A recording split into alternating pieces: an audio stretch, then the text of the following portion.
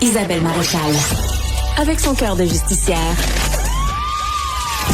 elle parle d'inégalité sans crainte. Il y a un dossier qui m'a un peu interpellée, je vous avoue, en fin de semaine dans les journaux. C'est l'histoire de Imad Moustaoudi. C'est un Montréalais de 23 ans. Il est originaire du Maroc. Il est arrivé ici il y a quelques années comme étudiant, puis il a ensuite permis de travail. Puis là, il attend d'être résident, de ce que je comprends, résident reçu.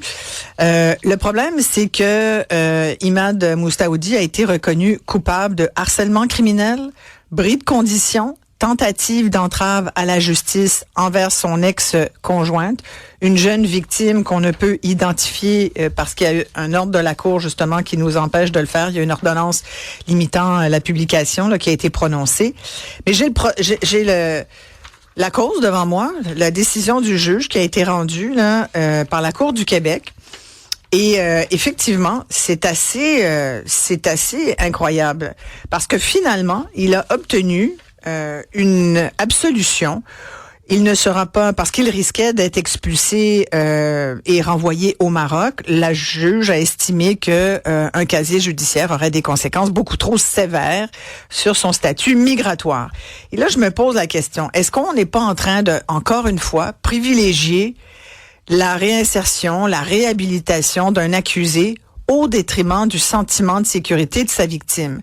Cette jeune femme a dû changer d'emploi parce que il s'est présenté à sa job pour lui dire de toutes sortes de façons, il essayait de la convaincre de retirer ses plaintes. Elle s'est plainte, elle a fait 4 fois le 911. C'est du harcèlement encore et encore et encore amenaisant. Et on a sorti des chiffres d'absolution qui ont été accordés depuis 5 ans au Québec en matière de violence conjugale. Ça a plus que doublé. Fait que là, je me dis, on est-tu en train de parler des deux côtés de la bouche ici? En même temps, il y a tous les parlementaires la semaine passée qui ont fait au cri, le mon Dieu, tout le monde travaillait bien ensemble. Puis c'est vrai que c'est un beau projet de loi, projet de loi là, pour permettre aux victimes de savoir si leur conjoint a des antécédents judiciaires en matière de violence conjugale, la fameuse projet de loi Gabi-Renaud. Puis en même temps, les juges décident, ben là, monsieur, ça serait plate, c'est parce qu'on serait obligé de le renvoyer chez lui. Mais si c'est un homme violent, quel est l'avantage à garder ce genre de personne? Alors, je voulais en parler avec un avocat. Le maître François-David Bernier est avec nous. Bonjour, maître Bernier. Bonjour, Isabelle. Je suis en pleine interrogation. Vous me voyez confuse ici. Qu'est-ce qu'on veut dans ce site? Expliquez-moi ce que je comprends pas. Voilà, expliquez-moi ce que je comprends. Non, je vous garocherai pas de roche. Merci François David, mais est-ce qu'on peut comprendre cette décision ou bien à un moment donné c'est comme incompréhensible? Ben, honnêtement, on la comprend là quand on connaît les techniques en arrière de ça. Mais c'est sûr qu'à première vue, ça frappe l'imaginaire. Dans une ère où est-ce qu'il y a des féminicides, c'est des records, mais c'est de gérer tout ce bourbier-là parce que il y a quand même une gradation des infractions, tu sais, dans le sens que quelqu'un de violent qui a une absolution, ça n'a pas de sens. Et c'est tout le temps le risque parce qu'il arrive beaucoup de choses en matière conjugale, je peux vous le dire.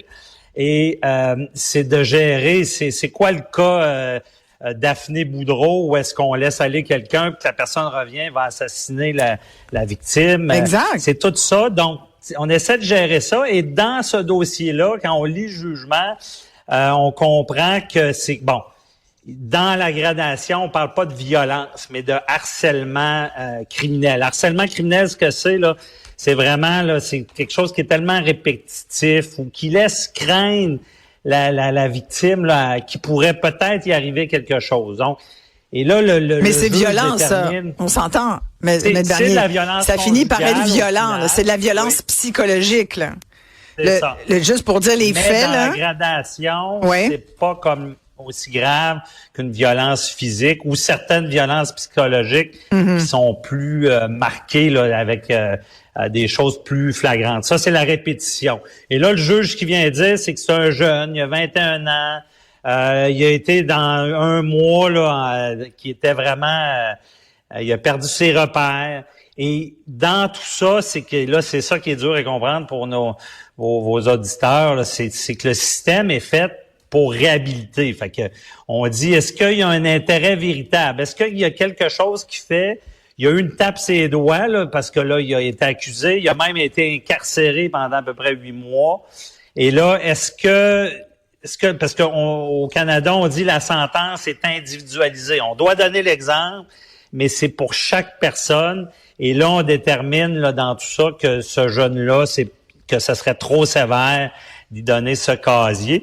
Et même, je vais plaider 2 minutes, là, je te prends un extrait du jugement. Là. Oui, je l'ai, moi aussi. J'attendais la fin de la phrase pour en lire quelques bouts. Ben oui, Madame la juge, oui. Je vous réfère à l'article 95. Non, mais allez-y, oui. Oui, d'accord. Un arrêt, puis la juge le cite, là, c'est un arrêt récent de la Cour du Québec, site 33, c'est un arrêt là, qui s'appelle Anne Ward, qui dit permet de conclure que reconnaître que la violence conjugale est un fléau n'empêche pas de déclarer que la réhabilitation permet l'absolution. Fait que on est puis plus loin, là, même on lit à 110, le tribunal accepte qu'un jeune homme de 21 ans qui est au pays, sans ses parents, mais qui réussit à aller à l'école, obtenir un diplôme, se trouver un emploi, qui voit après une accusation fondée la possibilité de tout perdre, puisse se désorganiser et tenter de régler cette situation-là. Là, on parle beaucoup parce que ce qui est aggravé, sa patente, c'est qu'il essaie de faire enlever les accusations. Complètement. Puis il n'y a rien... écoutez, sincèrement, si ça intéresse le public, c'est public, vous pouvez le trouver, là. Mais le contexte, c'était... Parce que vous parliez d'un mois, mais c'est pas un mois, là. C'est les événements sont survenus entre le 1er mars 24 et le 7 octobre 25. Donc, ça fait 1 an et plusieurs mois. À la suite de la dernière plainte, il y en a eu 4. Il a été effectivement détenu. Toutes ces accusations sont liées au fait qu'il n'acceptait pas la rupture amoureuse. Fait que c'est sûr que dans les faits, puis là, ça décrit, il a brisé 12 heures après son arrestation, il a brisé ses conditions en communiquant avec la mère de la victime. Fait qu'il y a la victime, puis il a contacté sa famille. Ce n'est qu'une suite de « je n'écoute pas ce qu'on me dit, je n'en fais qu'à ma tête ». Tout ça dans le but de faire en sorte que la victime retire sa plainte. Il disait je veux vraiment pas avoir de problème avec la police et avec l'immigration. Je veux juste que tu retires ta plainte. En gros, c'est ça le message. Sauf que la victime, elle, puis il est même allé jusqu'à son lieu de travail. Cette dernière, la victime a fini, je cite le jugement, elle a fini par changer ses habitudes de vie pour éviter de le croiser. Elle a fermé tous ses comptes de réseaux sociaux et a aussi démissionné de son travail. Je veux dire, les conséquences, et d'ailleurs, ça fait partie des facteurs aggravants. Oui, il écrivait sur Instagram. Complètement. Ouais. Et là, ça dit dans les facteurs aggravants, Monsieur Moustaoudi, les gestes posés par lui constituent un mauvais traitement de son partenaire intime. Les dommages matériels et les conséquences émotives sur la victime sont considérables. La culpabilité morale de Monsieur Moustaoudi est entière. Là, absolution. Parce que sinon, on le renverrait au Maroc. Je comprends qu'il faut... Puis je fais très attention, là. Je veux pas avoir l'air de... Non. Mais quand même, pourquoi on garde quelqu'un comme ça chez nous si on sait qu'à 21 ans, c'est déjà... Il y a du potentiel de conjoint violent ici, là. Ben oui, puis ta réaction est la bonne, mais dans le système, il faut aller un petit peu plus loin. Puis le mot, c'est réhabilitation. Quand ils n'ont pas d'antécédents, quand que la peine, le maximum est pas si élevé, les juges, selon la jurisprudence, se doivent, parce que ce qu'on veut pas, c'est dur à comprendre, c'est créer du criminel. Là. Quand tu sentences tout le temps, t'amènes des gens dans des situations qui sont plus graves, et là, qui déraillent, qui deviennent plus des bons citoyens. Là, dans ce cas-là, j'avoue, là où le bas blesse aussi, c'est... On parle de violence conjugale, on parle de, comme je dis, il y a ce fléau qu'on ne peut pas nier, qui est terrible, qu'il faut combattre. Est-ce que c'est le bon message qu'on envoie? C'est à discuter. Mais Isabelle, pour discuter de ça, parce que dans le système, ce que je vois, puis il faut pas oublier que l'absolution, il devrait peut-être changer de mot, parce que absolution, ça a l'air genre, c'est fini, t'as la paix. Mais absolution, t'es quand même condamné. T'as quand même, dans ce cas-là, il y a une probation de 3 ans. Ouais, il y a un rapport présententiel. Absolution conditionnelle. Ouais, il y a quelques conditions comme ça, là. Ouais, mais ça a pas... Absolution conditionnelle versus inconditionnelle. Mais si tu veux être choqué, là, rappelle-toi, ça avait choqué le Québec. L'ingénieur qui était dans le Sud, qui avait été accusé d'agression, puis il avait eu cette absolution. Ouais. Et quelque temps après, il avait recommencé. Et là, ils ont enlevé l'absolution. Puis je vais te dire, si je peux te réconforter, puis nos auditeurs, quelqu'un qui recommence, qui a eu l'absolution, là, ça fait mal. Donc, OK, mais mettons que si... Oui, mais Maître Bernier, mettons que quand il recommence, il tue une femme. C'est ça. Évidemment. Je peux pas répondre à ça. En ce moment, là, j'ai des dossiers, puis il y a une directive au DPCP que quand c'est un dossier de violence conjugale, tu sais, avant, on réglait les dossiers, on va régler ça. Maintenant, ils ne peuvent plus régler comme ils veulent. Il faut que ça passe par les boss. Parce que tout le monde, même la défense, tout le monde a ce crainte-là que quelqu'un qu'on dit, hey, t'as tes conditions et on te laisse aller, puis qui revient, puis qui tue, c'est arrivé. Mais prends le balancier. À l'inverse, là, des cas comme ça, il y en a des centaines, il y en a des milliers. Il faut pas tomber non plus dans une forme de folie. Il faut être prudent.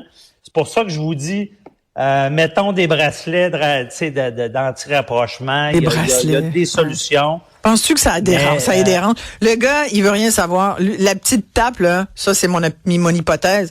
Est-ce que ça va lui permettre de comprendre que tu fais pas ça dans la vie? T'as 21 ans, t'es déjà un harceleur psychologique d'une jeune conjointe qui te dit, regarde, c'est fini. Quand est-ce que les gars vont apprendre que une fille a le droit de dire c'est fini, un gars a le droit de mettre une fin de relation? C'est vraiment, je sais pas si t'es déjà allé devant un juge, là, mais c'est... Oui. Sauf exception, c'est des détecteurs à mensonges, c'est des détecteurs à crédibilité. Et là, en espérant que la juge ne s'est pas trompée. Parce que c'est comme il y a des exceptions. On espère évidemment qu'on verra jamais cette personne-là dans le système. C'est ça le but. Et la leçon, d'après moi, il a été donnée. Parce que 8 mois en prison, je pense que c'est ça qui a passé. C'est quand même, je pense qu'il a compris le message. On sait pas. Je peux pas te... On sait pas. Tu sais, la juge dit, on ne sait pas s'il a compris le message. Tu sais, il y a eu 4 interventions policières. Pour les 3 premières, il a toujours brisé ses conditions. Et là, la juge dit, l'accusé sans emploi depuis mai 2024, ça fait 2 ans. A quand même ici des possibilités de carrière réelles et intéressantes. Alors, si on le détenait... Parce qu'il est jeune. Il est jeune. C'est ça qui l'a aidé. À cause qu'il est jeune. Mais Isabelle, on va faire comme la cour d'appel parce qu'on n'a pas le choix. Et le spécialiste des faits, de la crédibilité, c'était Madame la juge qui a pris cette décision-là. Et en espérant qu'elle ne s'est pas trompée. La couronne fait appel, quand même. T'as vu la couronne? Oui, j'aimerais ça que tu fouilles ça, parce que la couronne a fait appel de la sentence cette semaine. Je peux sortir des pires que ça. Oh, c'est vrai? OK. Parfait. Même avec Richard Martineau, à un moment donné, je rampais quasiment à terre.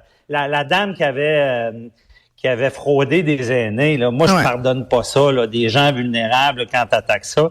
Et il fallait expliquer pourquoi elle avait eu une absolution, je pense que c'était inconstitutionnel là-dedans. Fait qu'il y en a des pires. Maintenant, on fera une émission là-dessus.